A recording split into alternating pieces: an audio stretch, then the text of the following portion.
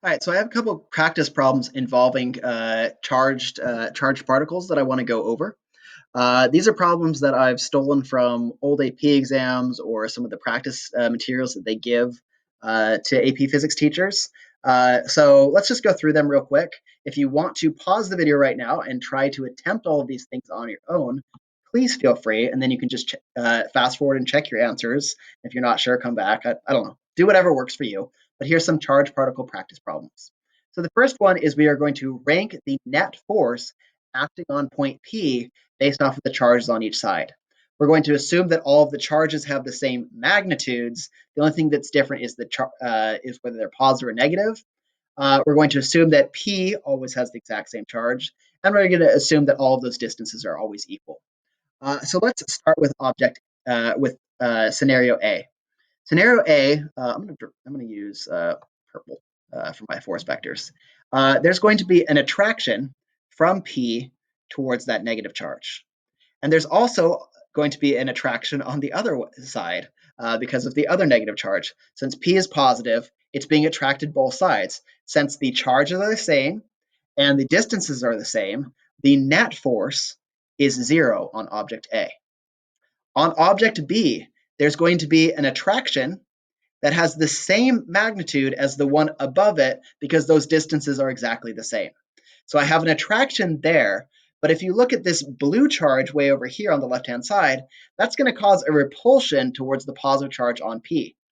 But it's not going to be very big because the distance is actually much larger. It's actually going to work out to be 1/4 the size of the attraction force. And the reason why it's 1/4 is because the Coulombic force equation is over r squared. Since the distance is doubled, I'm now over 2 squared, so it's 1/4. So I'm going 1 to the left, but 1/4 towards the right. So my net force is in some units that we don't really know, 0.75, because it's the difference between the one going that way and the quarter going that way. At object scenario C, we're going to have an attraction towards the negative charge with a value of 1. And we're going to have a repulsion from the positive charge, which is also a value of 1. This one ends up getting pushed the same direction or pulled by the negative and pushed by the positive. And so it's moving being forced very, very strongly towards the left. In scenario D, it's going to be being pushed towards the right with a value of 1 and also being pushed a little bit by 1/4. So this is 1.25 towards the right.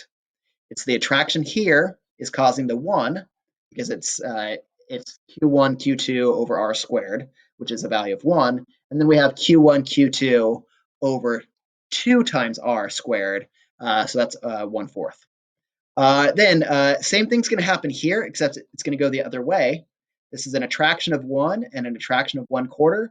So now it's just going 1.25 to the left. But I don't care about the directions. I'm just looking at the net forces here. So 1.25. For P, it's going to be being pushed this way by the blue charge, and it's going to be being pushed that way by the red charge. Each one of those have a value of 1 for a total of 0. And then for G, it's going to be pulled over by 1. Oh, I'm sorry, that's incorrect. It's going to be pulled over just a little bit, the 1/4, by that negative charge, but it's going to be repelled by the positive charge by 1 for a net of 0.75. So the ranking at the end of this, C ends up being the greatest, and then I think D and E are equal to each other. And then we have the B and G are equal to each other. And then finally, we have the two that ended up, the forces canceled out and went down to 0, A and F. Okay, so that's how we do that one. Next one, we're going to rank the net force on each charge below. Again, I'm going to do this with as little actual math as possible. I'm going to do this semi-quantitatively using our force equation, K Q1 Q2 over R squared. So first thing that doesn't really matter is K. I don't care about the exact value. I'm just trying to rank these. So what's really going to matter is the product of their charges and the distances between them.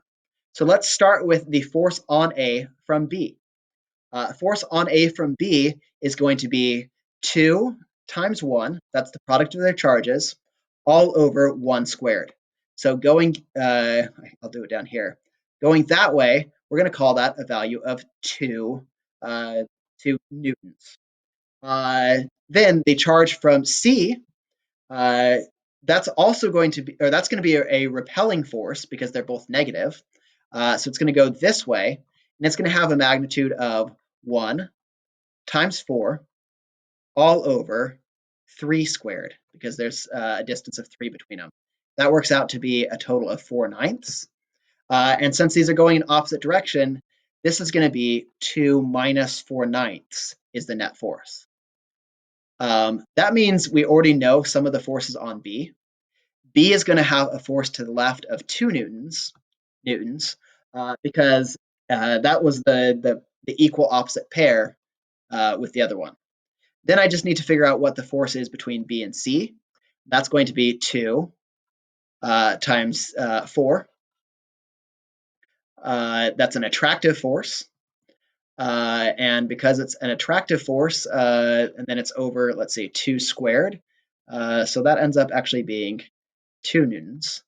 You'll notice that this one actually has 0 net force acting on it.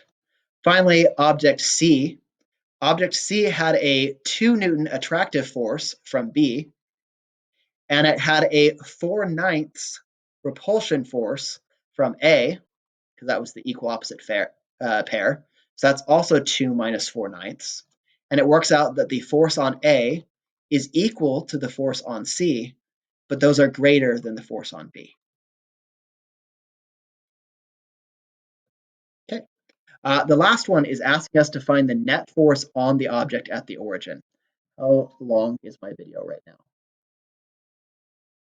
It's 7 minutes long. Honestly, this is the same thing as how I did a problem in the last video. So I'm not going to resolve this for you. If you want help with it, please come to tutorial and I will help you with it. Or if you want to try to do this problem on your own, the correct answer worked out to be 2.1 newtons, and I will leave it to you to prove that that's the case.